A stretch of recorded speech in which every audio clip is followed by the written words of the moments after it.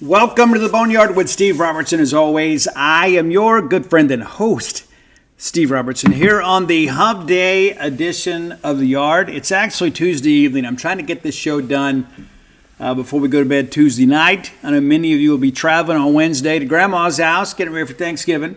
So as a result, I'm trying to get this thing done earlier. It's been a busy day. Another big content day over at genespage.com. I pitched in 4 articles today, including everything Lane Kiffin had to say about Mississippi State and what the Rebels are saying about the Bulldogs. Those are free pieces of content. You can go over there and check them out today. As always, genespage.com, your source for Mississippi State sports information. And from now for about a week, we're going to run a 75% off special off the annual subscription rate.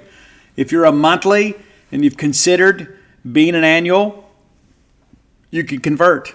Yeah, and if you're brand new, you can take full advantage of that. 75% off the annual subscription price at genespage.com. That's a 247 sports special throughout the networks, even if you're an Ole Miss fan. You can subscribe to Dave Johnson's Inside the Rebels for 75% off. I know many of you Rebel fans will listen today to hear what I have to say about the game and about your team. So we'll have a top 10 list just for you. How about that? That was one of our most listened to top 10 lists of the year last year. So I'm glad you guys enjoy that. Nice to have you aboard. We'll break down the Rebels today. We'll also talk a little bit about men's and women's basketball, as you guys know. But next time we get together, we'll have played a women's and men's basketball game. A lot of recruiting stuff. We'll get to some of that later in the show. But let's thank our friends at Bulldog Burger Company, longtime sponsors of this show. Man, I love Bulldog Burger Company. I have loved them since the very beginning. I still believe me and Brian Haydad were among at least the first 400 customers to go to Bulldog Burger Company, maybe more than that. We got in there pretty quick, and I think we both walked away saying, hey, this place is going to make it. Well, it has. It's expanded its empire.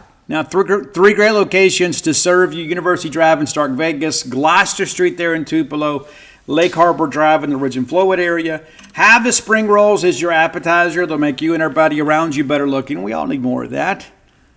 Get that great restaurant quality hamburger. I'm back on the smokehouse kick right now. That's kind of what I'm getting. I need that extra protein in my life.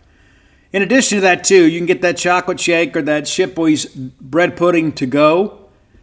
Put that in the fridge when you get a little late-night munchies. There it is. Instead of you having to go just kind of get something out of the pantry, you can have a great dessert, or you can ride that ride home with a smile. Get that Nutella shake to go. Be sure and check them out today if you're in town or on the way to town. Bulldog Burger Company, the place where people go to meet. M-E-A-T. All right. Many of you Bulldog fans have been playing the Egg Bowl in your minds for, 6-7 months now. Well, it's finally here. We'll get together on Friday, kickoff at 2:30. Rebels favored by like 26 points right now. It's a big spread. It is. And it's going to take a big effort from Mississippi State to make this game competitive. Ole Miss is a better football team. That's not breaking news. But it's difficult for us Bulldog fans to kind of admit that. We knew it was going to be a rebuilding year for Jeff Lebby, even though he said otherwise. It's a big job. And Ole Miss was loaded for bear this year. Pardon the pun. But expected to make the playoff. And there's still a remote chance that they make it. They'll have to get a win over State and then kind of hope things fall their way. But I think most people right now can kind of consider the season a bit of a disappointment with 3 losses already. And it's the thing you begin to think about, too. Like we talk about how difficult it's going to be for State to sell season tickets next year. You know, it's going to be a double whammy, right? You've got the new line item general ledger entry about the House settlement. It's going to be about $25 million. And then you kind of lose a little bit on the revenue side. It's a big task for Zach Selman and the staff to get season ticket renewals next year. And so you may have a decrease in season tickets and an increase in expenses. Dangerous times for Mississippi State. On the other hand, if you're Ole Miss, it's like, hey, we went all in. And I had somebody very close to the Ole Miss donorship that told me last year during the portal season, and it could have just been somebody being braggadocious. He goes, hey, we really don't have the money yet to meet the payroll, but we're going to do whatever we have to do. We're going to load up in the portal. We have until the spring to figure out the financing. We're going to figure it out, and they did, and I give them credit for it. And they put together a really quality product on the field this year. It's going to be difficult to replicate that over and over and over again, despite what people say. But 8-3, I think there's a lot of Ole Miss fans out there that feel like it's been a disappointment. And there are others that are kind of like have accepted it and said, you know what, it's just not going to be. And the thing that I always said beginning of the year, if it didn't happen this year for Ole Miss, with so much parity in the league and them being one of the more veteran teams, it may not happen for a while. It's true. What all started off good enough, they got Furman early on. The Paladins, not much opposition there, 76-0 is your final. Then they get Middle Tennessee 52-3, and then Wake Forest, a struggling ACC team, 40-6 there in Winston-Salem. So, you can kind of do the math yourself, man. It's almost 170 points the first three ball games, only allowing 9. And give Nick Saban some credit. He said early in the year, what made this Ole Miss team different is their size up front in the trenches. I mean, how many times have we seen it? Ole Miss been prolific offensively and then couldn't stop anybody. And then when they ran up against a good defense or people could match up outside or generate some pass rush, they lost. It's a different team this year. All right, week 4, Georgia Southern, the former fighting Jared Bankos, he's now at Auburn, reunited with John Cohen and that group, 52-13 winners in that ball game. So again, you roll through the 4 non-conference games in impressive fashion. And so you could say, but Steve, I mean, these are not great teams. It's true, but Ole Miss did what good teams do with substandard competition, and they blew them out. And again, you start looking at this thing, man, 22 points combined in the first 4 ball games. All right, you get into SEC play, it's a little bit different. It is. And Kentucky, and we talked about this when it happened, Mark Stoops and his staff make it a weird game. They just do. And I don't know how they do it. There's nothing pretty about what they do. It's effective. Sometimes it hasn't been this year. Of course, they've kind of survived for years in the SEC East, kind of taking advantage of the fact that Vandy, South Carolina, and Tennessee were all down. And so they'd win those games and beat State every other year, maybe pick up a win against the West and finish 4-4, 5-3, and everybody's like, hey, Kentucky is a contender in waiting. They weren't, and they're not. And this year, since they've had to play a more challenging SEC schedule, they're right there with us. They're like 2 games ahead of us in the SEC standings. But huge win here for Kentucky to go into Oxford and win that game 20-17. It was absolute pandemonium. We were on the road there at Texas, watching it all unfold. And so the Rebels missed the game-tying field goal, and Kentucky wins. So right out of the gate, as soon as you get into SEC play, people are like, Ole Miss's playoff hopes are in trouble. The next week they bounce back and give the defense a lot of credit here. South Carolina had been playing well. They hadn't really found their groove just yet. They'd had some injuries. But Ole Miss goes in there. It was a very business-like approach in this ballgame. They win 27-3, and at no point did you ever think South Carolina was going to make this game competitive. Offensively, wasn't one of Ole Miss's better days. It was kind of back-to-back games. You look at it and say they didn't play well offensively against Kentucky. They played better against South Carolina. Defense really stood up that day.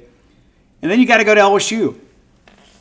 And as mentioned on the show, previewing that game, Ole Miss has not played well at LSU in recent memory. That's something that some of the SEC pundits tend to forget. It is so difficult. And Lane Kiffin was asked about this press conference on Monday about, the variance between home games and away games. Is it getting bigger? And I think it is. I think it is getting bigger. And I think a lot of it is kind of the mental psyche. I don't know if we really train guys as hard as we used to deal with road environments. It's one thing to pipe in music and noise and cowbells and things like that. But at times in this conference, there is some visceral hatred in the air, especially when you go to Oxford and places like that. But at LSU, and I've said this so many times too, I lived in Baton Rouge for 16 years. If there is a rivalry between LSU and Ole Miss, LSU folks don't know it. Now, they get all nice and cordial And they'll remember the Billy Cannon stuff. And, hey, remember that? I remember in 2002, Eli Manning going down there throwing a pick to remove all hope in the game. And a lot of guys with Bama bangs and, North Face sweater vest on and things like that were complaining about number 10, how number 10 cost us the game. Well, this time, LSU's defense really got after that Ole Miss offensive line in that second half. I believe half a dozen sacks in the game. And what can you say about Garrett Nussmeier? He's been up and down. He's a little bit of a swashbuckler, but made a huge fourth down throw for a touchdown, and then they win in overtime 29-26. So now it's 2 losses. At the time, LSU was ranked 10th. It's a big win. Oklahoma goes to Oxford. Oklahoma's not had a great year. They're bowl eligible now, but at Oklahoma you expect to do more than go play in the Liberty Bowl. All due respect to our friends that are associated with that great postseason game. But again, offensively, wasn't great. And so people kind of began to wonder, have people kind of figured out the Ole Miss offense? Well, then they go to Fayetteville, a place they have not played well. And they put up 63 points. And honestly, I think they could have put up 70. But they found their groove in Fayetteville. Had they lost that game, we'd be having a much different conversation today. But they didn't. They won it big. Give them a lot of credit. And that was right after we had played Arkansas. We felt like, hey, maybe they figured some things out here. They figured out that State has trouble stopping people. But you go back and look at this box score. It's pretty gaudy type stuff.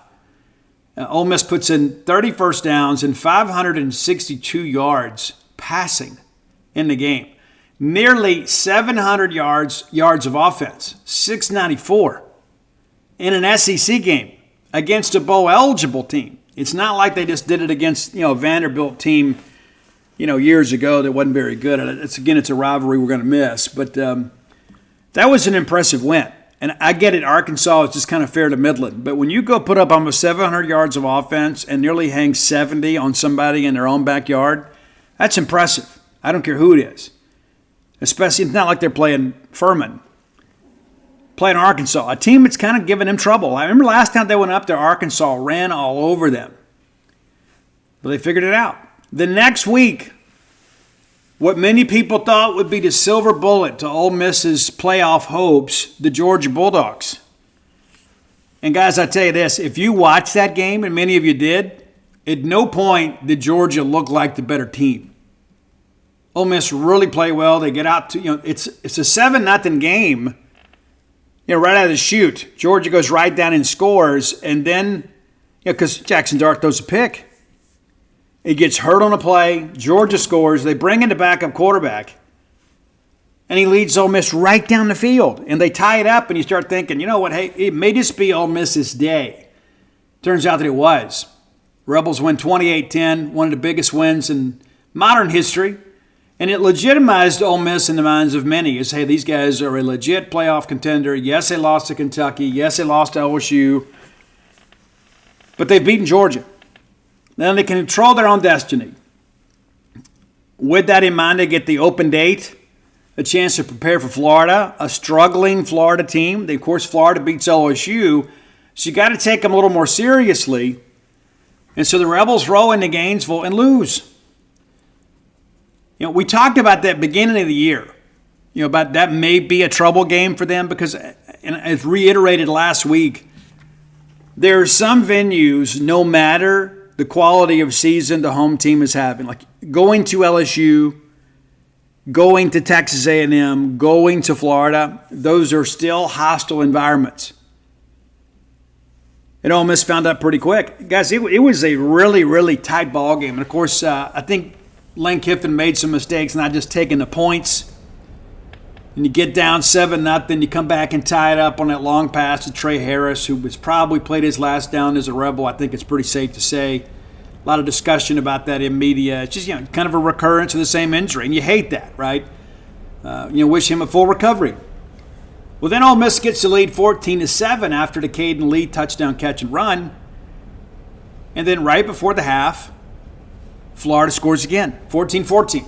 So you get to the break, Florida comes out, gets a field goal, gets the lead, Ole Miss ties it, and you get to the fourth quarter, and in the fourth quarter, Florida simply looked like the fresher team. And they win 24-17. Been a lot of action on those Ole Miss message boards over the last 72 hours as fans of other SEC teams have gone to read the weeping of the Ole Miss fans who had a lot to say all year. But, it's a good year for Ole Miss. It's not a great year. Of course, if they find a way to slip into the playoffs, they'll hang a banner, as they should. But getting a little deeper inside these numbers here, Ole Miss averaging 38.5 points a game. But that's not the most impressive stat to me because you can rack up some big numbers in the non-conference, and they did, and it kind of skews the numbers a bit. But, guys, they're giving up less than 14 points a game, 13.91 points per game. When you're only giving up 14 points a game, there's a really good chance you're going to win most of those games. They've only allowed 153 points. And, again, I know the non-conference schedule was weak. I get that. But they have shown up and played pretty good defense in SEC play. It's true. No matter what you may think, it's true. A lot more balance on offense this year, too. They're maybe not running it with the same proficiency in recent weeks that they did early on. But 109 first downs rushing, 149 through the air, 16 by way of penalty, but 274 first downs. They've allowed 70 on the ground, 108 through the air, and in 31, that's a disciplinary issue, right? Twice as many penalties, first downs by way of penalty for your opponents. So you're kind of extending drives, which makes the scoring number all the more impressive, right? That sometimes you have some inconsistent or undisciplined play that extends a drive, but yet you're able to keep them out of the end zone. On the rushing side of things, 1,880 yards for the Rebels. They've allowed 963, so out-rushing their opponents basically double. And listen, I don't know what it is, and Lane Kiffin was asked about this too. The top rushing offenses are not from the SEC. Not sure if it's just a bad year for running backs in the league or people are having better fronts, whatever. I agree with Lane. It hasn't been, you haven't had that running back this year. And a lot of the guys, you've got, Sampson at Tennessee. It's not real sexy, right? You got Noel at Missouri. It's just not real sexy. It's not like, when you have, a great running back, at Alabama or Georgia or somebody that's kind of carrying the load. Even Montrell Johnson at Florida, it's not something that really moves the needle. So it's interesting to see that, how things work in cycles like that. From the passing standpoint, Rebels 253 at 373 with 6 picks. Their opponents 224 at 369 with 9 interceptions. Depth of target has very much been in favor of Ole Miss, 10.67. Against Ole Miss, it's less than 7 yards per attempt. So a lot of underneath stuff, which tells me they're doing a really good job kind of playing cloud, making people throw it underneath, checking the ball down, which means they're locking up coverage on the back end. But throwing for 362 yards a game, allowing just 225, 26 touchdowns through the air against just 10. Almost 4,000 yards of offense. And guys, Jackson Dart, I've said before, he gets way too much criticism in my estimation. I thought he was a poor decision maker a couple years ago. He's gotten better with that. Last week is not indicative, I think, of the progress he's made. I think last week, it's a bad deal, right? You throw the pick, you cry your eyes out, they reverse the call, put you back on the field, and you throw it anyway. It's like the fake injury thing, and God was watching, right? It's like, we'll save that. We'll put a pin in that for now. We'll come back to it when it can hurt you the most. Total offensive numbers, elite, 5,860 yards to just 3,436 for their opponents. 52 touchdowns for the Rebels against just 16. It's a good team, guys. It is. You can tell yourself whatever you want to. This is a good Ole Miss team. You don't need me to tell you that. But the numbers are indicative of a team that has played very, very high-level football on both sides of the line. It is what it is. And to suggest otherwise would be disingenuous. It's that there's a reason you love it so much when they lose. It's not just because of the fact they're our rivals, but everybody loves to see the upset. Everybody. And Ole Miss has been one of those teams this year that has been upset. With 3 losses now to teams that are currently unranked, that won't sit well with the playoff selection committee. It just won't. All right, punting, averaging 46.43 yards per punt for Ole Miss, 43 for their opponents. So a net average of right at 44 for Ole Miss. Maybe that gives Kevin Coleman a chance to make a play. Maybe. We'll see. Ole Miss 21 of 25 in field goal attempts and an opponent's 14 of 17. Penalties, that's been a little bit of an issue, as we discussed. About 78 yards a game in real estate given up by Ole Miss on penalties. Opponents just 58. 84 penalties flagged against the Rebels. Time of possession, yes, again, we talk about sometimes the numbers can be skewed with TOP. People say it's kind of a meaningless stat. It's not when you've got a team that's a ball control that keeps a game and just shortens the game on you. But Ole Miss, a prolific offense that scores from far and scores quickly. They run a lot of tempo, right at 28 minutes per game. So opponents have actually had it about 4 minutes per game. Really hadn't made a difference. It's made a difference like in the games they've lost, though. When teams are just kind of salting the game away. Rebels pretty good on third down, too, 57 of 141. Opponents just 32%. Fourth down conversions, they've gone for it 25 times. They've gotten it 14 times. They'll go for it on fourth down against us, too. You just might as well get ready, and we should, too. Rebels have had 14 of 28 fourth down conversions successful against their defense. Ole Miss has fumbled the football a dozen times. They've lost it 6. Opponents have fumbled it 17 times, lost it 10 times. State's going to have to win the turnover battle, for sure. 49 sacks for the Ole Miss defense, 24 for their opponents. And they will get after you. Give Pete Golding some credit. He's got some war daddies, and he uses them, especially up front. 49 of 51 in PATs and 15 of 15 for their opponents. In the red zone, Ole Miss been good. 53 attempts in the red zone, 42 ending points, 30 of them touchdowns. When you get in the red zone against Ole Miss, you can score, but typically it's a field goal.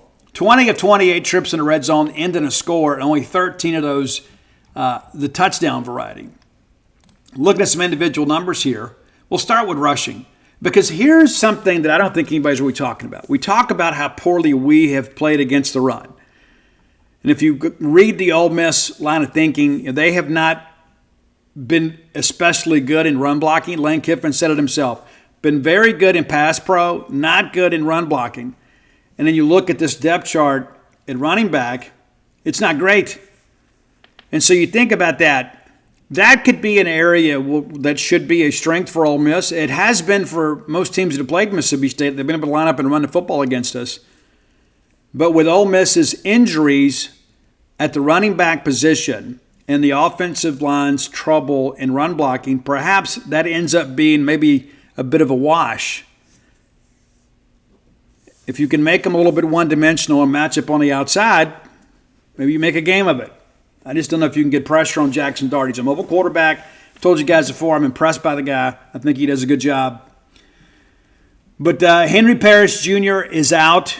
He is the team's leading rusher with 678 yards and 10 touchdowns. Jackson Dart is the second leading rusher, 375. Matt Jones, the third leading rusher, is also banged up, has only played in 7 games this year. Ulysses Bentley, this is something the Ole Miss people have talked about extensively. He had that big 50-yard rip and run earlier this year. And then outside of that, it's 213 yards total. So you back out the 50, it's 143 in 11 games. And that was the thing. Kiffin has been asked about this. What about Bentley? And he goes, hey, if you want to look at numbers, look at average yards per carry. Guys, it's still 4.3. He's averaging 19 yards a game. And I think a lot of people are like, hey, we've got this guy. I liked him when they signed him out of Navy. But when you look at it and say, hey, this is probably a guy that should get more carries, that's a question the Ole Miss people have been asking. Just 50 carries this year for a guy that's been in the program now for a couple of years, and they expect some big things from him. And maybe he'll play a lot on Friday. I suspect he will. But, we'll see. You never know what's going on behind the scenes. And, Kiffin says it's not a health issue. It hasn't really been an off-the-field issue, but for some reason he's not playing. And I think it's one of those things that, perhaps whatever Kiffin's decision is going to remain his decision. He does not appear in any way eager to explain his decisioning. He did say being a head coach requires to make difficult decisions, and he's made those decisions and kind of left it at that. So you never know what's going on behind the scenes, but for one reason or another, Ulysses Bentley has not been utilized perhaps in the way that Rebel fans think he should be. Dominic Thomas, number 26 for them, 11 games, 34 carries. And so, again, you start looking through these numbers. Last week, you may recall, against Florida, they put a wide receiver at running back. And then they asked Kiffin about that on Monday and said, hey, is it kind of that the plan going forward? And he goes, hey, I don't want to really give away anything, game plan-wise. And maybe that's true. But what's interesting about that, it kind of leans me to think that maybe Bentley's going to play. But,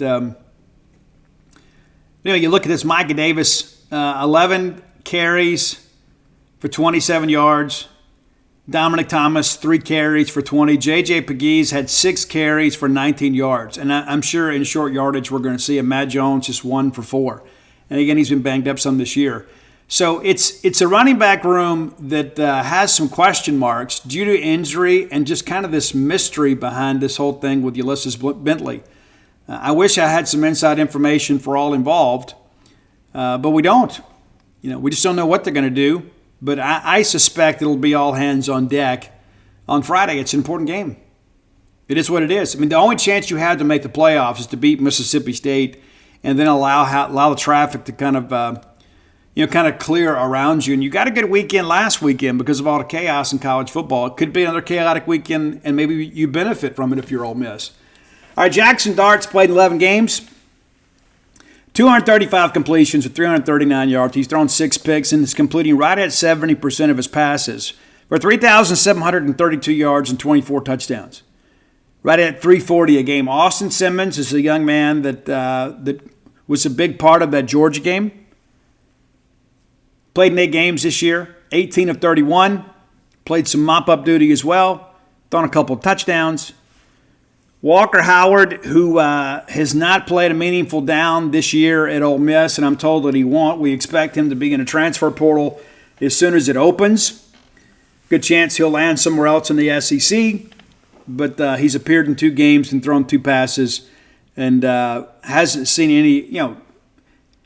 any action worth note.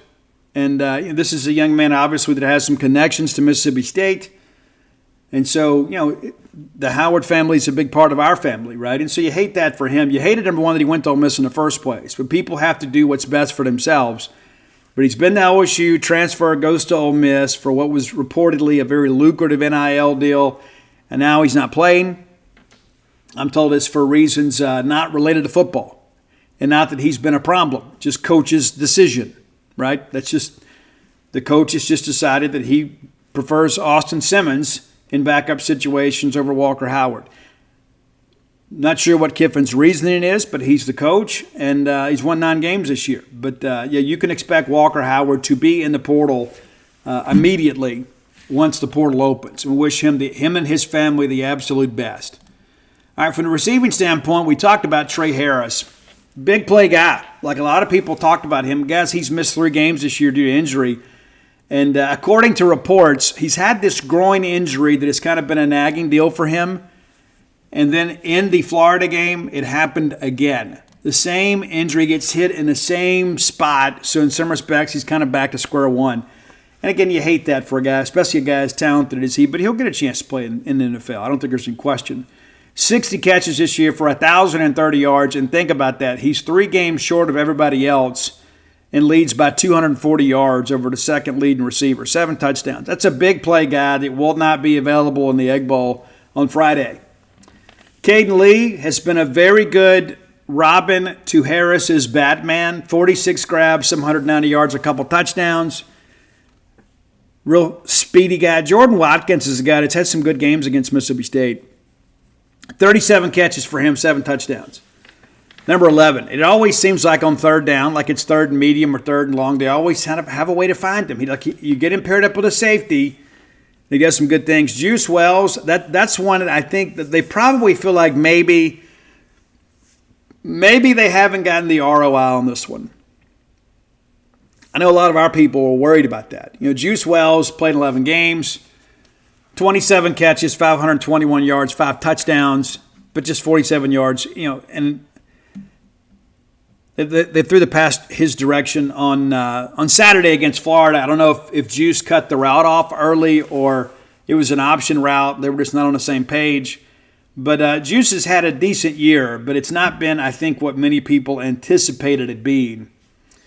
So that's always something interesting. And then Caden Prescore, and that's an interesting thing too. I saw his wife, some tweet somebody shared with me some time ago that his wife was up with something. There was an incident, and she said it was an Ole Miss fan. It made her feel uncomfortable at a game. She never thought that would happen. And I don't understand why he hadn't been utilized more. I mean, and again, I don't know what's going on behind the practice fence at Ole Miss. But Prescoring's the guy, made the big leaping catch. Guy's got size, got good hands, 20 grabs for 322 yards, 22 yards, a couple touchdowns. But he's a guy, too. I don't know if he's just been banged up or, for one reason or another, I don't know if they fully utilized him. And again, you look at the offensive numbers, how can you kind of pick it apart? But they've got some guys who were expected to do some big things that hadn't done as much here as of late. Defensively, again, this is a group that's been very, very good. Very good. And I don't know that they've gotten maybe the respect they deserve in that respect. I don't know how you guys feel about it. Maybe you've kept up with it. But because so many people look at Ole Miss as, it's an offensive-friendly team, right? And so you think offense when you think about Ole Miss. But you look at total defensive numbers here. They're a top 20 defense. Let me make sure we've got those updated. Yeah, they're a top 20 defense. 18th in the country. 312 yards a game. That's it. It's good numbers. And then you look at, scoring defense. We talked about how gaudy those numbers are. If we can see if we can find that. Scoring defense. Yeah, here it is. Here it is. They're 5th in the country in scoring defense. And what's interesting, Tennessee is 4th. Texas is 3. State's played them both. So State's going to play 3 of the top 5 scoring defenses in the country this year. Another interesting thing, too, if we can find the stat here, tackles for loss. That's one of those things, too, that's just absolutely crazy to think about, moving the line of scrimmage, right? Ole Miss leads the nation in TFLs. It's pretty crazy. It is. And so this is a group, again, that's very good at the line of scrimmage. Good pass pro, good pass rush, and really good at fitting gaps. And when you got big body guys up there, you can do that. That's a thing you look at. It's just absolutely, again, that's been the missing ingredient for Ole Miss over the years. It's been the defensive piece because they put their best athletes on offense. Ole Miss currently leads the nation in sacks. 49 sacks on a year. And that's a little bit of a cushion there, too. Like Boise State is second with 43, and then South Carolina, a bit of a surprise there, 39. So the Rebels are getting after it, moving the line of scrimmage, kind of dictating terms on defense. And that's where the Bulldogs are going to have to really stand up tall and compete. Going to have to do a good job protecting Michael Van Buren and finding a way to run football. They have been really, really good against the run. And we have been running it better as of late. And that's something, that kind of come along here. But Ole Miss, number 2 in the country in rush defense, trailing only Indiana. Giving up 87 yards a game. And again, there's been some other teams that have had some pretty good rush defense numbers ahead of our game, and we found a way to make some plays. We're going to have to be two-dimensional because if you put Michael Van Buren in obvious passing downs, they're going to chase him. And at times, they're going to get him.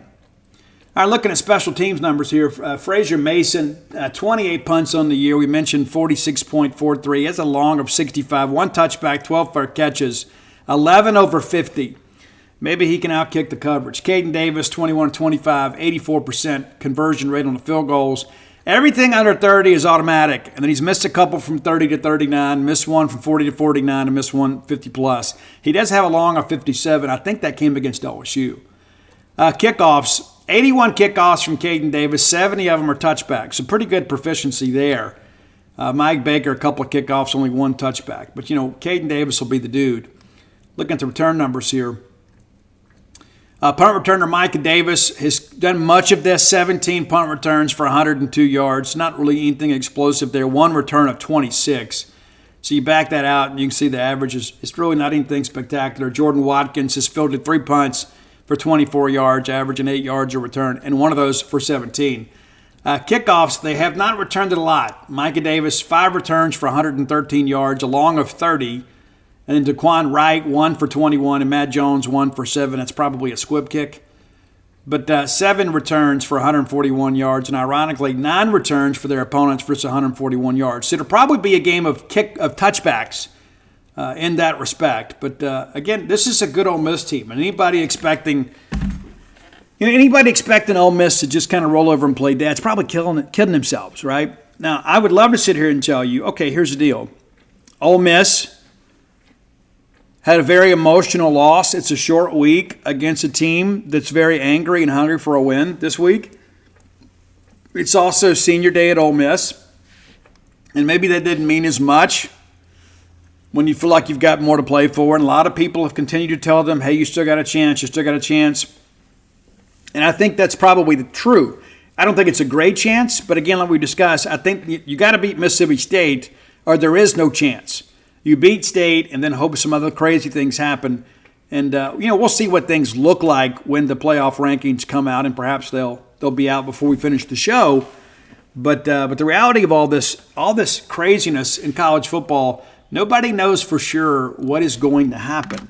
That's the thing if that's what last weekend taught us, it's just when you think you've got a good idea on where things are, things change. They do. Things change. All right, let's see here. Yeah. We're going to get some. Maybe we'll have those when we come, because I'm going to take a break and come back and we'll have dinner with the family, and then I'll come back and finish up the show. So by that time we'll have the rankings. But they may be 13th, 14th in the rankings, but it's like you win this one and then get a couple teams ahead of you to lose. And they're right back in it. Are they a strong playoff team? No, they're not. And especially when you consider the fact they got some skill guys beat up. They truly do. We talked about the running back room. Trey Harris is out, and so you start thinking about that. Any team that loses wide receiver 1 and RB1 is going to have some guys step up. And then as you play, an increased level of competition, those injuries and the lack of depth really kind of show up. But, I'm picking Ole Miss to win. I do think State will cover. I do. And I think here's the thing, too, with State, and we'll talk about this a little bit more on Friday. We can't come out chasing the game because we've proven we'll never catch it. Right? If we get behind in a game, we may keep it close for a while, but we're not going to be able to catch the game. So State needs to come out and play even. You need to get into the half even. Give yourself a chance. Don't feel like, hey, we're in a bad position here and we can't come back. And it'll be interesting, too, like winning the toss. Like a lot of teams want to defer. Lane Kiffin likes to get the ball first to go on offense to set the tone. Jeff Lebby likes it, too. I wonder, if Lane Kiffin wins a toss, will they take the ball first? Well, if they do, and maybe you get a stop and you can get into the half even and then get it first coming out of the half, maybe you really make a game of this thing. Right? I've always been a guy that likes to defer. That's just been me because I think you get more information over the course of a game. I like to have it first coming out of the half. I like to have it last going into the half. But if I can't have it last and you score last, I have a chance to get even. I can't give you back-to-back possessions. If you go down and score on the last possession of the first half and leave me under a minute to go and I can't get anything out of it, then I got to kick it back to you. It's basically going 2 for 1. But again, offensive-minded coaches like having the ball first. They do. But, we'll take Ole Miss to win, but we'll take State to cover. And if State can find a way, because you never know how these emotions going to go in these games. I do believe Mississippi State will be a lot more fired up to play than Ole Miss. I do. And I think a lot of it's because of this cloud that's hanging over Ole Miss and the weight of great expectations. I think if you're State, you're so frustrated, you're thinking, you know what, we're going to go out here and play wide open. We've got nothing to lose. Ole Miss has a lot left to lose because I still think there is a remote chance that they could be in the playoff. You lose to Mississippi State, you have no chance in the playoff. Zero. So they have to win this game. We can go out there and just throw caution to the wind. We're not going anywhere. We can throw everything we have at winning this game just because of the fact that it could be one measure of happiness after what's kind of been a miserable season. I still believe in Jeff Lebby, and I think State will get back on track next year. Are we ready to contend for Atlanta? No. But I do think you'll see some great improvement next year. Certainly hope so. It's bad on all of us when football's not great. Because football takes care of everything else, so we have to take care of football. But we need football to take care of itself. And I still believe Jeff Lebby will do that. And I think Jeff Lebby will make the decisions that he feels is best for the future of Mississippi State football. All right, time for today's Top 10 list. As always, brought to you by closewithblair.com. That's C-L-O-S-E with Blair, B-L-A-I-R.com. Blair Chandler is my friend, your friend, our collective friend in the mortgage industry. When you're young, you don't understand how important having a mortgage guy is. 601-500-2344. That's the only number you need. 601-500-2344. That goes directly to Blair Chandler. Whether you're looking for your first home, your next home, or perhaps your retirement home, Blair is the name to know. Thus, closewithblair.com. Go by and check out the website today. Get more information. Get that pre-qualification letter, kids. If you're just getting your home for the first time, you don't need to be shopping above your means, because then when you have to get a house that's a little bit less than you're looking for, you're going to be disappointed. Don't waste your time, your real estate agent's time, until you know for sure what you can get approved for. Blair can help you with that. Take all the guesswork out of it, make it a lot easier process for you. You don't want to have to work overtime and only sleep at your home. You want to be able to enjoy that, right? Blair's the first name when it comes to mortgage lending origination. And he's licensed in multiple states, if I can get it out. A lot of our Boneyard listeners have closed loans with him. You'll be glad you did. He can be your advocate with underwriting. It can be a very convoluted process. Put his 23 years of experience to work for you. A lot of tough lessons in life. There's no point having to learn how to do mortgage loan origination when you've got an expert at your disposal like Blair Chandler. He's one of us. He's a Bulldog through and through. Owns a place in Starkville. He's a multiple sports season ticket holder. I like to keep business in the family whenever we can. Blair's going to do a great job for you, no matter who you cheer for. But if you're a Bulldog, that's the way to go. Blair Chandler at closewithblair.com. Okay.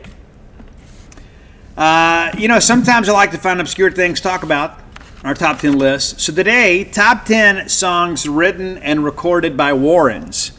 Warrens. My favorite uncle is Warren Selman. My grandfather was Warren Jefferson Selman Sr., a name fit for the presidency. He was a minister. But Warren's been a big name in our family. And so I thought, you know what? Let's see if I can't put a list together about Warrens. So I have.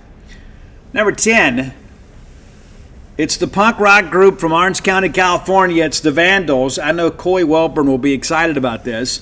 The Vandals, if the government could read my mind, and you hear that, and it's like, they'd know I'm thinking about you. And I hope you're thinking about me too. But Warren Fitzgerald was the guitar player for the Vandals, among other bands. Number 9, going back to the psychedelic era, the Haight-Ashbury era, kind of a challenging time in our country's history, an important time.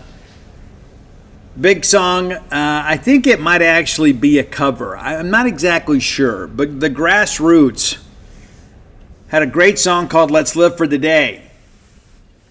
Warren Entner, the guitar player, also went on to be a very well-recognized rock and heavy metal aficionado, managed a lot of bands once his playing career was over. Grassroots, kind of an important band. A lot of people just know the hits from that era. But the Grassroots, I think they had like 10 albums. Number 8, Missing Persons. Yeah, Missing Persons had a guitar player, a founding member named Warren Cucurella. He also was in Duran Duran for a little while, and Oingo Boingo, if memory serves me correctly. We're going to go with words, because, what are words worth if people don't listen anymore? They were trying to tell us back in the 80s, and it's so funny now. Like, you get on social media, and some of these people make me want to yank my dreads out, man, when I see people, like, there's just so much incredible misinformation out there. I had a discussion with somebody earlier today. I said something, and they brought up something else, and I kind of had a disparaging word about it. And I guess, well, you brought it up. No, you brought it up. No, but you had a tone. It's funny how life works. Number 7, a band that you probably don't know, but you should know. Yeah, true story. So in the early 70s, we had a lot of this prog rock and things like that. But there were a couple of bands out there, too, that, Cactus was one, Vanilla Fudge, and bands like that kind of had more of an edge to them. You had all of this darker, heavier stuff. It was Black Sabbath and these bands from England, things like that. We had a really good kind of a forerunner to hard rock in America, a band called Blood Rock. Guitar player and flutist and singer Warren Ham, who has played with everybody, man. He was with Cher, Olivia Newton-John. He has done horns for everybody in music. He was a vocalist for Blood Rock, a track that you probably have heard, but you've probably forgotten about, those from my generation anyway. It's a track called Help Is On The Way. I don't mean the Little River Band track. When you hear it, Blood Rock is a band too. You can go back to Blood Rock 1, Blood Rock 2. Blood Rock 2 has a great song called DOA on it. But it was about 4 albums in when Warren Ham became the vocalist for this band. Probably worth a little time. Like for you guys that kind of like to know the history of music and how it's kind of progressed over the years, this is a band that it's kind of homogenized in some respects because you still hear some of that, late 60s psychedelic vibe in this. Because there's some organ stuff in it too, and it's kind of like kind of like Deep Purple light almost. I think you'll dig them. I really do. When you're out traveling one day and you're just like, I'm just sick of everything on my playlist and I've heard on my podcast, put on some Blood Rock, check it out. I think you'll have fun with it. All right, number 6. Probably one of the most accomplished American Warrens in the rock industry is Government Mule's Warren Haynes. Played with the Allman Brothers. He's been with everybody. He's done some work with the Grateful Dead.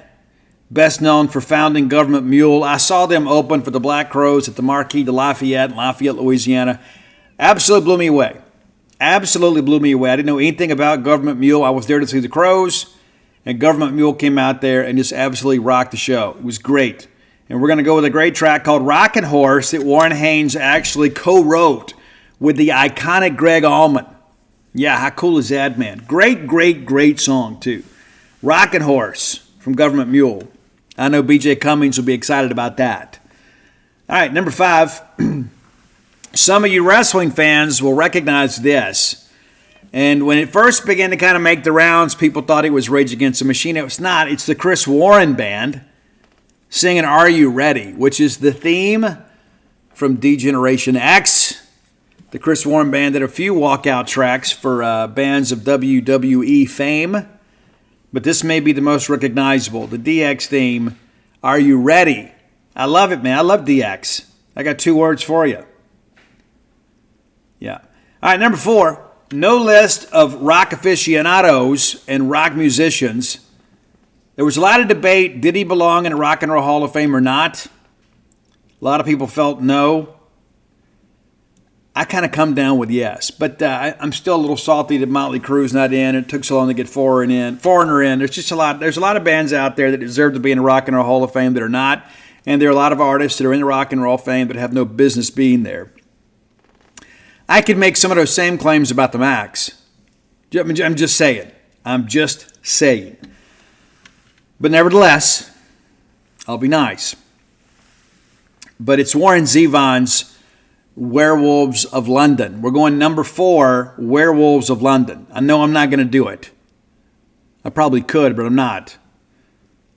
The opening line, saw a werewolf with a ham sandwich. It's not a song to be taken seriously. It was a big hit, though. And many of you are going to recognize it because it's sampled in Kid Rock's All Summer Long. All right, number 3. This is another one of those bands that I wish more people knew, right? Even Kurt Cobain, those of you that are Nirvana fans, said himself, he was always trying to kind of rip off the Pixies, but he kind of got his start in music as a roadie for the Melvins. And in many respects, the Melvins were the godfathers of the grunge movement. Them and kind of Mother Love Bone. Yeah, it's true. It's a true story.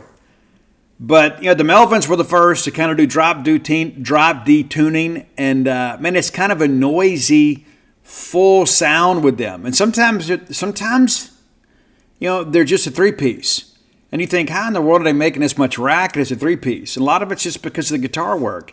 It's a little bit raspy and noisy and kind of unrefined, but it makes perfect sense. It comes up, it's unpolished, but it comes off, it's kind of pure and full. I really dig the Melvins. My buddy Craig Carter got to see them in Jackson here a couple years ago. I missed the show, but we're going to go with The Waterglass, and Jared Warren was the bass player. Another Warren there. He was with them for about 10 years. But the Melvins, even the earlier stuff, like the debut album from the Melvins, there's so many good songs on there. And I think it's one of these bands, too, because their sound is so tight and in somewhat familiar because so many people were influenced by the Melvins. It's another band I think you'll have fun with. Just kind of put it on. Don't look at the singles and that kind of stuff. Just kind of put on an album and put on Melvin Essentials and just let it play and wash over you. And I think you're going to enjoy the trip. I do. All right, number 2, I would be remiss. How could we have a list of Warrens without Warren G? And, of course, we're going to go with Regulate. That's right. Warren G and Nate Dogg in the house. Mississippi's own Nate Dogg. But Regulate, yeah. Mount Up, of course, that's from Young Guns. If you don't know the Young Guns movie, what are you doing with your life? It's so many young people I meet today. I was like, it's from Young Guns. Oh, what's Young Guns? And I think to myself, some of your parents have failed you. They have really failed you. Like, you don't know Point Break. You don't know Red Dawn. You don't know Young Guns 1 and 2. You don't know who Billy the Kid is or was. I mean, come on, man. I don't fault America's youth. I fault their parents. And a lot of those people, too, of course, they kind of, back when we were in high school, they kind of railed against all of us in the smoking kids section. And look what you've done. Look what the generation you've raised. And so I'm taking as many of these young kids today under my wing. I'm being their sponsor. I'm trying to get them ready, giving them a little Motley Crue, giving them some 2 Live Crew. I'm going to make sure that they're ready for the world because their parents have failed them. If you don't know Young Guns 1 and 2, what are we doing? What are we doing? Number 1, though. And I had to slip some hair metal in here. And those of you that know me know exactly where we're going with this one. Shout out to the homie Sam Denton. We're going with Rats, Lay It Down, and the incredible guitar tone of Warren DeMartini. That's the thing too. There's so many casual fans of the genre. They don't know the name, but they know the sound of Rat, and they know Warren DeMartini. I mean, I know his name, but they recognize those licks. What an incredible guitarist. I don't know that Warren gets enough respect. I mean, he comes up with Round and Round. He comes up with Lay It Down. He comes up with Shame, Shame, Shame. I mean, come on, man. He comes up with Way Cool Jr. Goodness, I could make a case that Rat should be in the Rock and Roll Hall of Fame. We got Warren Zevon in. Why can't we get Rat Motley Crue in? Rat, incredible band. Warren DeMartini in many respects. Like when I think about that band, when I think about Rat, to me, the 2 things that stand out about Rat. Bobby Blotzer was great. Maybe not as great as he thought. Juan Crouchet was great. But I could find a lot of people to play bass. Robin Crosby was really good. But he wasn't great. Sadly, we lost him. But to me, the sound of Rat is the cool stylings vocally of Stephen Pearcy, who I think had the coolest voice of the genre. He didn't have this big operatic voice. It was just kind of in the raspy, rusty pocket, man. Love it.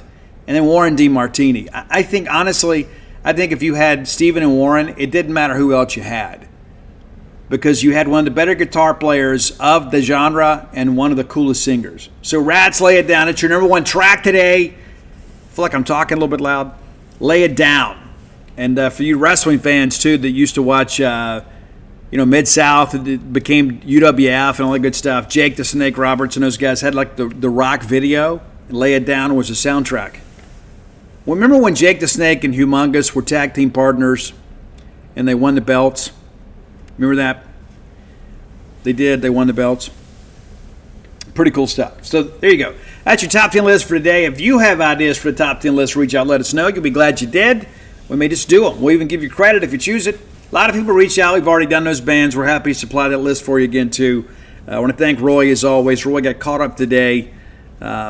Some good lists, man. Some good lists. And we like to do this for your listening pleasure. I had a lot of people that tell me when they come to book signing, Steve, I love the top 10 list because it reminds me of songs I've forgotten, and often it turns me on to some old favorites, but also some bands I'm not quite as familiar with. So we're happy to be of service to you. That's your top 10 list. Reach out to Roy on Twitter or X at Dogmatic67 with your request. That's DAWGMATIC 67. You can find our great list on Spotify on that same handle. And, of course, I'm on all forms of social media at Scout Steve R. All right, next segment of the show brought to you by our friends at Campus Book Mart, a Starkvillian institution. I love Campus Book Mart. You do, too. And if you don't, you will, because they have the best selection of Mississippi State merchandise. A lot of people make the claim, but they are pretenders to the throne. The best selection of Mississippi State merchandise in the known universe. Right there, Campus Book Mart. As I've shared many times, best selection of diploma frames that can be found. And that's a gift that is timeless because of the fact they're going to frame it. They're not going to replace the frame, right, unless it gets broken. And every time they look at that diploma, they're going to remember that you bought them the frame. It's a great graduation gift idea for your December graduate and your spring graduate. But December graduation's coming up soon. Be thinking about that if you're the favorite uncle, the favorite aunt, or the favorite grandparent, or you'd like to be, right? How cool is that? Jump aboard, buy yourself some cool Mississippi State merch. Every Bulldog on your list wants new Mississippi State gear. Get them some MSU basketball attire, get them some Emma Varese stuff. You can also get my books there. They carry all 7 books there.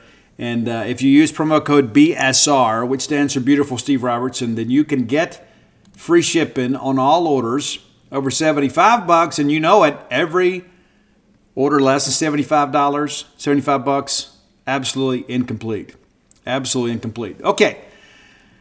Bulldogs going to be taking, Lady Bulldogs, we're going to start ladies first. Ladies first. Thursday, many of you listen to the show on Wednesday. So Thursday, it's 5:30 Mountain Time, so that'll be, 3:30? We'll look to be sure. I think it's 4:30. But anyway, Mississippi State taking on Utah. The Lady Utes off to a good start to the season. Bulldogs 6-0. This will be their first real test, as the Lady Utes are 5-1. They open up with a incredibly one-sided win over Southern Utah. You'd expect that, 105-52. They beat Weber State 86-46. They lose their one loss on the road at Northwestern by 2, 71-69 game. Then 118-50 over McNeese State. They sneak by, however you'd like to use it, 72-71 winners over St. Joseph's at home there in Salt Lake City. And then they get Montana State 72-53. So, again, mostly lopsided games, but a couple of close ones there. In close games, they're 1-1. Let's look inside the numbers a little bit here. Kind of know what to expect and who to look for. They're averaging 87 points a game, only allowing 57. So a net of 30 points in the Utes' favor. Scoring margin 29.8 points in favor of Utah. They shoot it pretty good. I say pretty good. Right at 50%, They're getting it done. They're holding opponents right at 40%. Three-point percentage right at 39%. And three-point defense has been good, but I think that's also the quality of competition, just 22% from beyond the arc. Pretty good free throw shooting team, about 75%. The ladies usually shoot it pretty well, and I think our numbers are probably a little bit more successful, I guess. Even their opponents are shooting almost 81% from the line. And we've learned in these close games how much free throws matter. Rebounding has been a good thing for them. And again, quality competition matters. Rebounding margin of just over 6 a game. They do hand out about 21.5 assists a game. So it's a team game for them rather than just kind of spread you out and beat you one-on-one. 16 turnovers a game, but they're forcing 23.5. That's always nice, Getting your hands on a lot of balls there. 68 steals, opponents just 35. So 11.5 steals a game, right at that. And a handful of blocks per game, too. So that may say a little something about the post game. Okay, so Gianna Neepkins leads them in minutes played or close to it. She's one of the main contributors on this team, pitching in 17.3 points a game. They have 5 players, and 4 of those 5 are starters that are averaging double figures. Reese Ross is averaging almost 11 points a game off the bench. Where's number 20? Looking for three-point marksman here. Neepkins, 19 of 38, so shooting 50%. Got to pick her up in the half court for sure. But as a team, again, shooting right at 39% from beyond the arc. And they do put it in the air pretty often, so we're going to have to do a good job there. Neepkins is also one of the top rebounders on the team, but the top rebounder is Reese Ross, believe it or not. And then Maya Touré, also pulling down about 6 boards a game. She is a 6'3" forward, a grad student from France. Where's number 21? We'll see how things go. She also has 6 blocks, which leads the team. 6 of their 19 blocks. So it'll be interesting. And so in the event that, we're down in the Caymans. We're not in Caymans yet. So we went to Disney World, I guess, today. I think that's right. I think that's what I saw. So it's a trip. We went down and played the game in Orlando, and then now we'll shoot over to the Caymans and take on the Lady Utes. So, this is a real challenge for State, and you begin to think about, okay, what could be next? After we play Utah, we'll take on South Florida on Friday. So, on the Friday show, we'll recap the Utah game, and then we'll preview that South Florida game. But, big challenge in a beautiful place. Hopefully the Bulldogs can come through with a dub there. In addition to that, we're going to have the men's game. Kind of previewing the Thursday game today. We'll recap that on Friday's show. Bulldogs currently 5-0. And again, feeling good after, comeback wins against Utah and SMU on a neutral court and in a true road environment. Right in Arizona, we'll play UNLV on Thursday. That's going to be an 8:30 tip. So you'll be able to watch the ladies. When that game goes final, you can flip over to CBS Network and watch UNLV. And let me go ahead and tell you now, the women's game's not going to be available on the ESPN app. You'll have to go through Flow Sports if you want to watch that game. I know many of you will just say, you know what, I'll keep up with it on Twitter, Steve. That's always a part of the deal. But let's look here at UNLV, kind of see what to expect from them. They used to be one of the best teams in all of college basketball. A lot of fun. Jerry Tarkanian's teams. All right, 4-1 on the year. They've won 3 in a row. They open up with a 93-79 win over Alabama State. You'd think that margin would be a little bit better.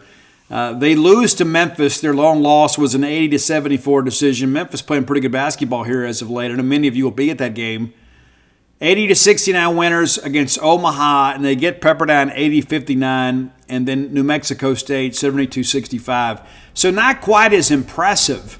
And they've played all of their games in the Thomas Mack Center there in Las Vegas. So this game in Tempe will be the first time they have played away from their home court. Let's look inside their numbers here and see if we can't get an idea of what to expect from them. And again, the margin, not quite what you'd expect. Averaging 79, almost 80 points a game, giving up 70. Scoring margin of 9.4. I really think State's in a good position here, but could be much like the last couple of games. It may take us to half to kind of figure out some offensive flow and kind of how to attack them defensively. If we can get out and defend in transition, we ought to be in good shape. But that's where both of these teams have hurt us, is when we haven't been able to get back in transition and giving up easy baskets. And in the second half, we just kind of figured out, and Chris Jans always seems to, right? A lot of trust in Chris Jans. Shooting 46% from the field. They're allowing right at 42%. So they shoot it about as well as they allow it to be shot. Three-point shooting, about 39%. Opponents shooting 36%. You see these numbers are really, really close. And considering the schedule they played, you'd expect them to be a little gaudier. 77%, I'm going to say, well, about more closer to 76% free throw shooting. Opponents shooting right at 72%.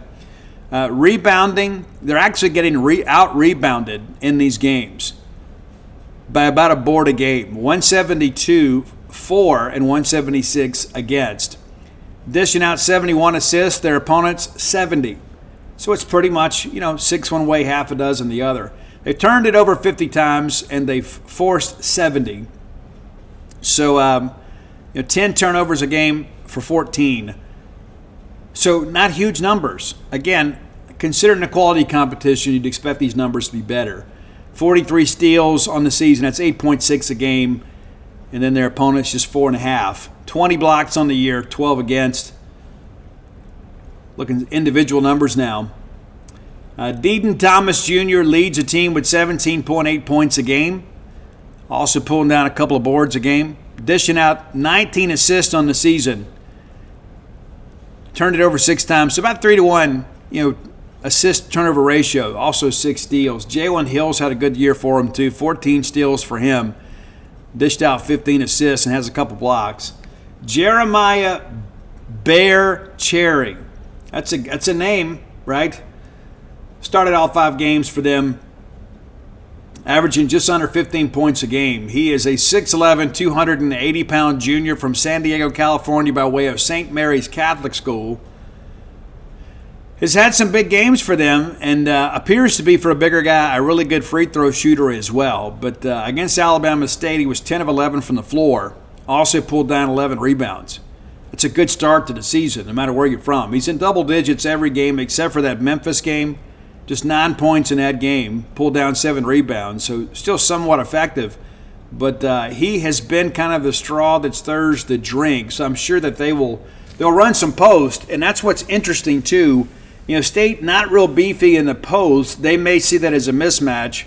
Could be a situation, though, where some of our faster, leaner guys down low can maybe outquick him a little bit. But it's going to be tough to deny him that entry pass in the post, as big and physical as he may be. That's something to really watch. Julian Richwayne, part-time starter for them, also scoring 9.8 points a game. They got 3 guys averaging in double figures. You work the numbers here, and you kind of see where this thing is going here. They like to shoot it from outside, but they also run some post offense with Cherry. Maybe we can get him in some foul trouble, and we'll see how things go. But I think State, honestly, I expect State to win this game. I think the game on the women's side is pretty much a toss-up. We'll see how things go with Utah. But we'll learn a little bit about our teams this week, because of the fact, we're out playing against better competition. And we should. A lot of this non-conference stuff is just kind of, glorified exhibitions where you're kind of getting out and figuring out who you can trust. And once the Bulldogs play UNLV, we'll play again the winner of, if I can get to the schedule here, still kind of hemmed up here. So we'll play the winner of, Butler and Northwestern. Butler-Northwestern, so we'll preview that game once we know the results on Thursday. So a quick turnaround for the Bulldogs. Play at 8:30, and then if you lose, you got to play again at 6 the next night. They're college kids. They can recover. You remember what it's like to be in college. But that's kind of the basketball preview right now. And, again, your Bulldogs now nationally ranked at 25 in the Associated Press basketball poll. I expect to see some upward mobility. If we can have a good week, win a couple of games, be in pretty good shape. The Bulldogs back in Humphrey Coliseum on December the 4th. against Pitt. That's the SEC ACC Challenge. It's going to be a late tip, 8:15. We know the students, many of them will not be around. We'd like for them to be. A lot of people are going to have finals next week. And, we need you here. And so this is the Blackout the Hump game. So for those of you that are preparing to make the trip or to walk over from the dorms, we encourage you to wear black. We're blacking out the hump on Wednesday, December the 4th. We'll mention that a couple times between now and then. But before we get there, we've got a couple of really big basketball games to play, against some teams that have done pretty well. And so, again, we're going to find out a lot about both of our basketball teams here in the next few days. All right, final segment of the show brought to you by the Stark Vegas Clubhouse. Just Google the Stark Vegas Clubhouse, and you're going to find all the amenities that are available to you on their Facebook page. In addition to that, you're going to have some booking options. You're going to have the ability to book through Airbnb, VRBO. If you book through the Evolve website, that's EVOLVE, the Evolve website, I get a promo code for you. It's BSR10. That's Beautiful Steve Robertson 10, the number 10, BSR10, gets you 10% off your stay. 5, soon to be 6 bedrooms, 2 bath, the great back porch area, the full service kitchen, the wet bar, the fire pit area outside. It's getting cooler. I can't wait to sit around that fire pit and just kind of enjoy spending some time with my family. We're about a few weeks away from our trip. Got everybody in town right now other than Audrey. We'd love to be there now, but we're going to be out and about taking the grandgirls out to see all the family while they're here. But, man, we're excited. We're excited about staying at the Stark Vegas Clubhouse. Just 5 minutes away from the Mississippi State campus. You probably have some unused vacation time, maybe a midweek trip, maybe the week for the process for you. Get everybody together. Come take in a couple of games at Humphrey Coliseum. Use the wet bar, the full-service kitchen. Maybe save a little money. Everybody can kind of pitch in, and one family can cook tonight, one can cook the next night. Whether it's a cousin's trip, a class roommate's trip, no matter what group you're getting together, let me encourage you. You be the game changer here. You go ahead and check out some dates, get some rates, call everybody and say, hey, let's do this. We always say it, we need to get together more often, but then we never do. Okay, let's do it, okay?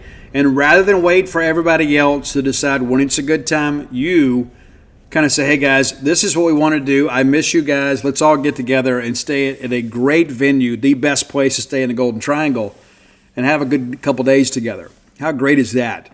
You can look for so many great options to stay, but, here's the thing, too. Everybody comes up here, and you're spread out all over the city or the county. Wouldn't it be great to have everybody under one roof? I can already taste those cinnamon rolls for breakfast that first morning that we wake up in the Stark Vegas Clubhouse. And, Mom, you and I both know this. There's nothing better than having all the kids and all the grandkids together and let everybody just kind of enjoy being together. Those are the memories that last forever. So give Mom and Dad and everybody else a chance to just kind of love on the kids. And, if you want to sneak on out and maybe go relive your college days responsibly, maybe Mom and Dad can keep the kids and you and your sisters or your siblings or your roommates and everybody else can get together and maybe run down to a local watering hole and just have a good time. And then you can come back and you got somewhere to stay. And I can promise you that the grandparents are more than happy to keep the kids while you guys get out and kind of enjoy life a little bit. How neat would that be? So you plan a trip today. The Stark Vegas Clubhouse, the best place to stay in the Golden Triangle. Okay. I meant to mention this earlier, but we picked up a commitment on the football side during the show the other day, and I didn't get to it. We've got a couple more that we are awaiting. We've already got stories written for those commitments, and we're excited about them. You should be too. But Jabrius Stewart out of Mississippi Delta Community College, a 6'3", 200-pound safety that runs a legitimate 4.4, that wants to be at Mississippi State, flips from Florida International to Mississippi State. And, here's the thing. Do I think he's a difference maker? No. No, I don't. Do I think that he could be a solid contributor? I absolutely do. He's got an interesting story, too. He's from Crystal Springs, Mississippi. Graduated high school, kind of lightly recruited, and just said, you know what, maybe it's just time to go to work. And so he moved to Florida, went to work, had to kind of acclimate into a new environment where he didn't know a lot of people. Eventually moved back to Mississippi, and he's working at a poultry plant. And the coaches from Mississippi Delta went and recruited him off the production line at the poultry plant and convinced him to give football another try. He goes to Mississippi Delta, and they haven't been very good. But Coach Tavares Johnson kind of takes the kid under his wing, and now he's going to play Division I football, playing football in the Southeastern Conference. And this is a guy, too, his mom and stepdad made the trip with him last week. It was an unofficial visit. And I don't think we need the official visit because of the fact he jumps on it. We offered him over the weekend. It was really just a chance to kind of get to know him a little bit, sit down with him, and also to see if the size is legitimate, and it is. But this is a guy that knows what it's like to be away from the game. And I think those people sometimes, too, show up with a little more willingness to work, right? As I joked in the article, football over feathers any day, right? So I liked where this young man comes from. I like the maturity of him. And we do expect a couple more commitments in the next couple of days. We've already got those stories written. We're just waiting for those young men to announce. We're not trying to scoop them on their own decision. We've provided some graphics, and maybe they'll use them, right? But we're good to go. Again, we've got stories written.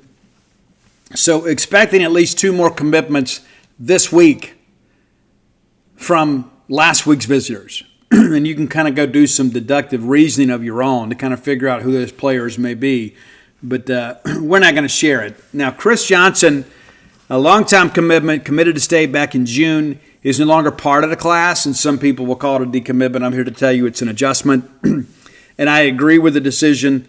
I think one of the cruelest things that you can do is bring a guy in that's not going to play, because you're doing him, your team, and your roster a disservice, because they're going to come in here and waste a couple of years of eligibility when they could be playing somewhere else. Even if it's at the junior college level or the G5, guys need to have an opportunity to play football where they can contribute. You don't want to eat up a scholarship with a guy that can't help your football team. And I do expect at least one more adjustment to the class, so you're prepared for it. And we'll say, I'll just say it's an out-of-state player.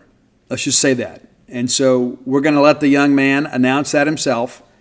We are already aware of the situation, but we're going to let those guys do it. We don't want to, again, scoop them on what's considered by some to be potentially negative news.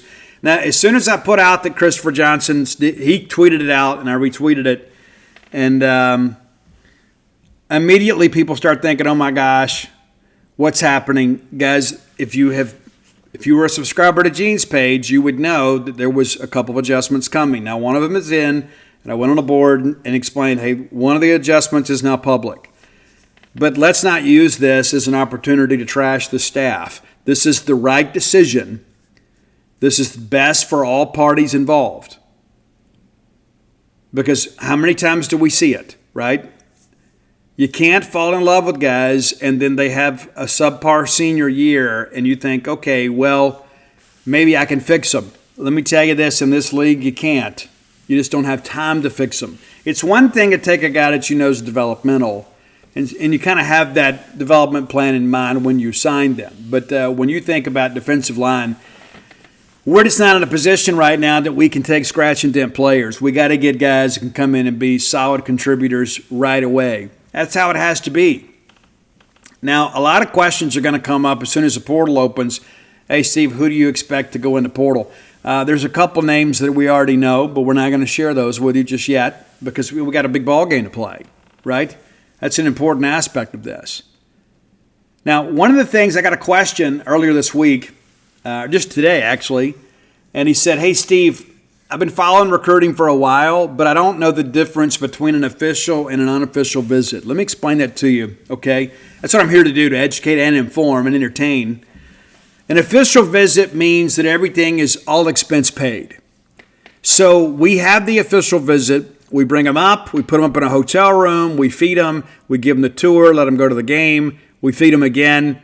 We pay for mileage or airfare, those sorts of things. It used to just be only the student athlete could come. And then they passed a rule, of course, that a parent could come or a guardian could come. And now it's a little more open these days, where more of the family can come and enjoy that. So an official visit means they come officially as a guest of the university, where the university pays all the expenses.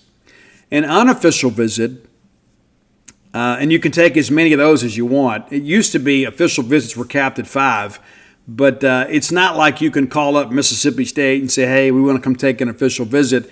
You've got to be invited in for that.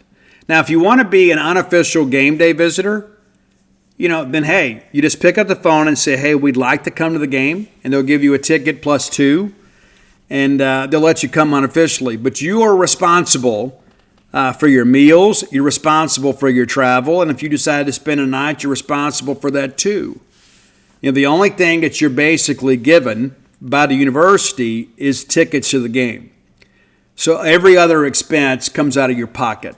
So an official visitor pays for nothing. An unofficial visitor pays for everything but the ticket, okay?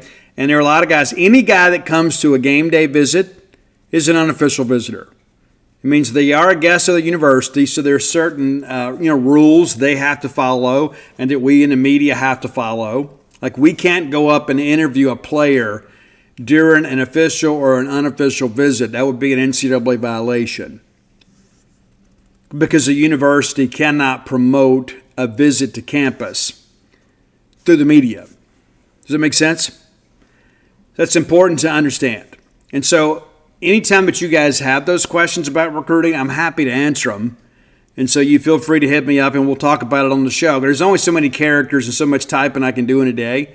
But if you ask me, I'm happy to address it on the show. So thank you for the question, sir. And I hope I answered that question for you. But yeah, everything is changing a little bit. As I mentioned here a couple of weeks ago, they changed the rule. There's the cap on official visits, right, for schools. There's not a cap for student athletes. I mean, if you get 10 invitations for official visits, if you can get them in, you can take all 10 of them. It used to be 5. But universities have a cap. And so this year they changed the rule because we've seen so much attrition in the portal and so many teams are now dependent on the portal to reach the overall 85 scholarship limit. They've removed the cap, and I think eventually you're going to see that become permanent. It needs to be the case. And so that's important to understand. There's a lot happening. The rules are changing kind of as we go, but that was good legislation. The NCAA gets criticized a lot, and rightfully so, but that was a good decision. I think also removing the 25 scholarship limitation was also a great decision because how do you navigate the portal? If I can only sign 25, now you're crushing high school recruiting, right? I may have 20 guys leave.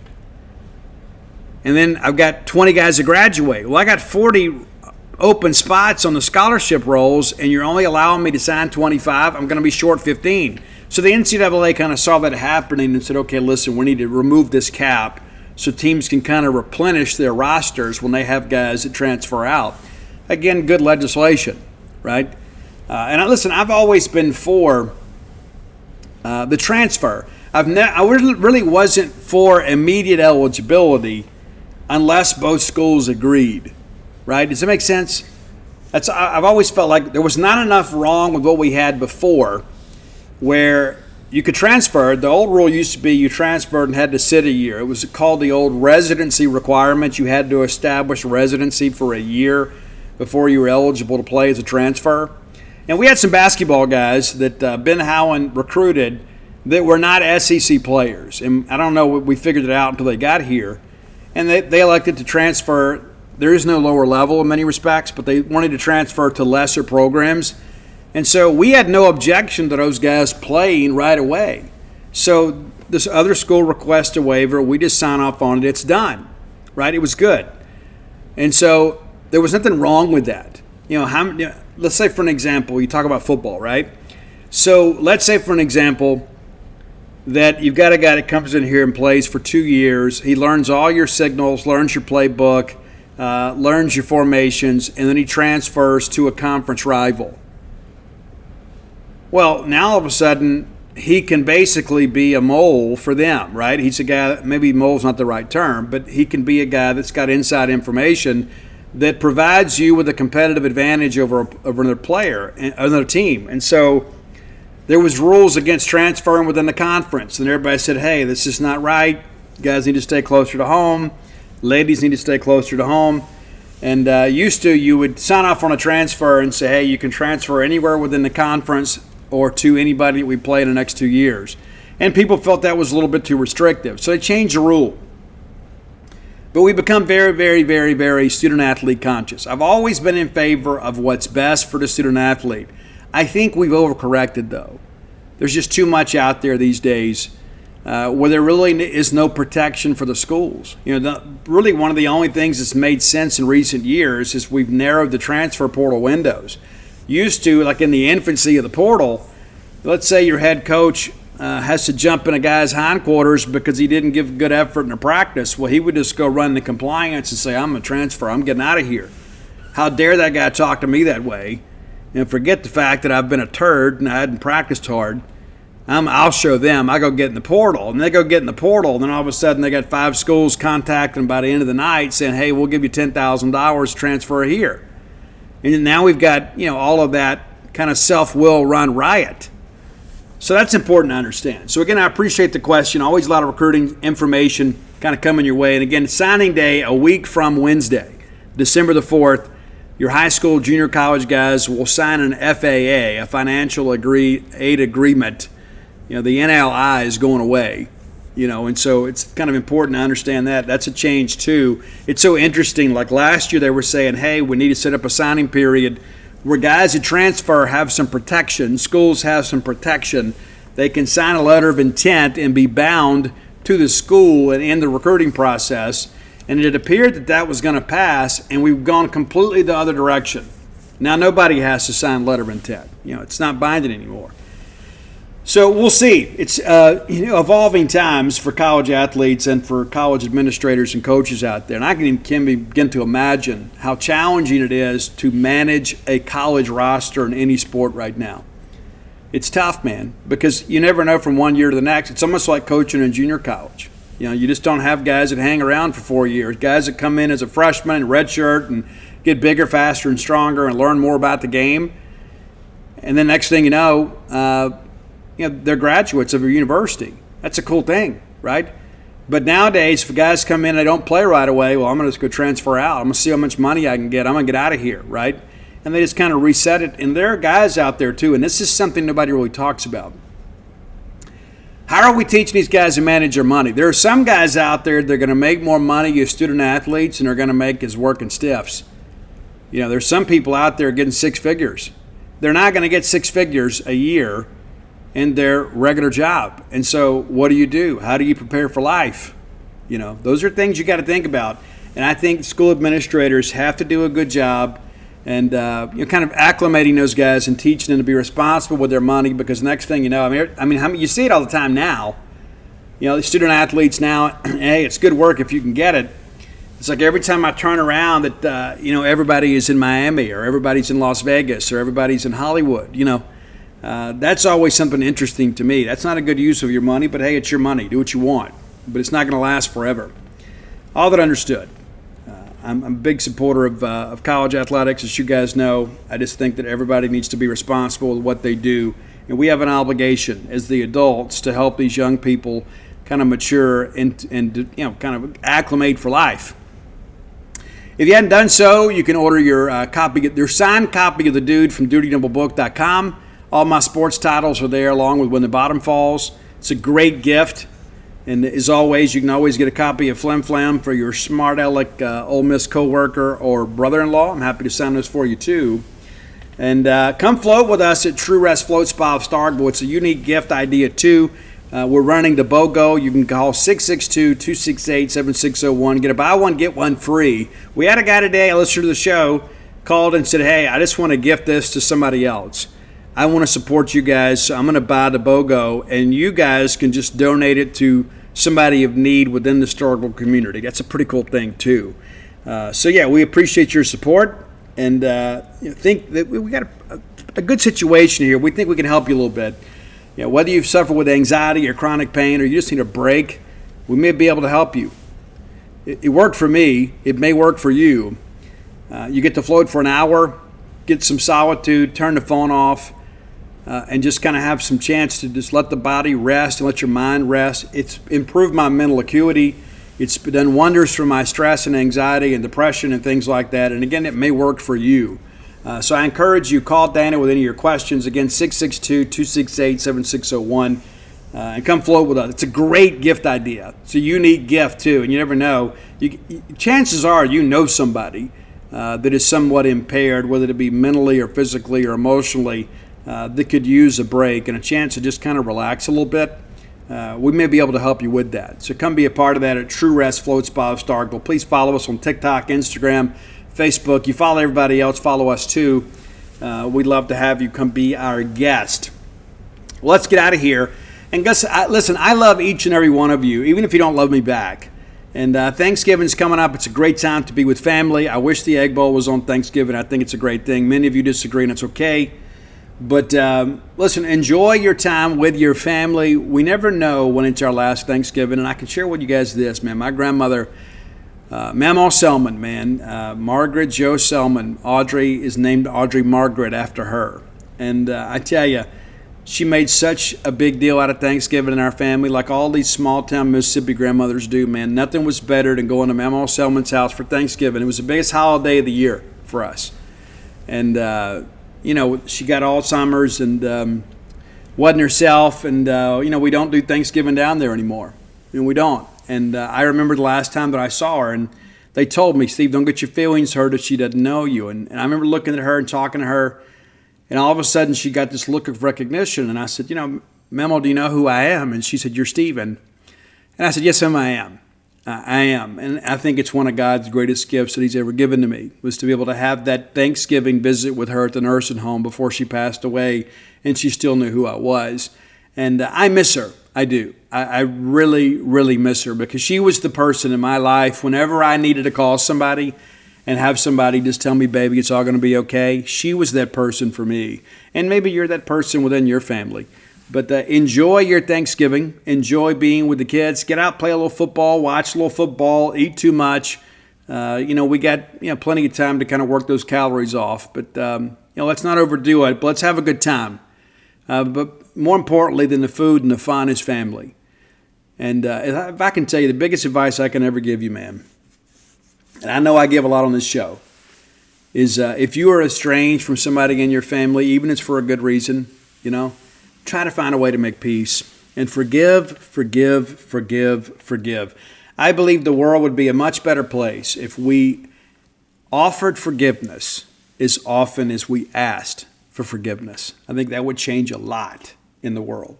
You guys have a great Thanksgiving. And until next time, let's all live our lives in a way we make more friends than enemies, and people can see a difference in the way we live.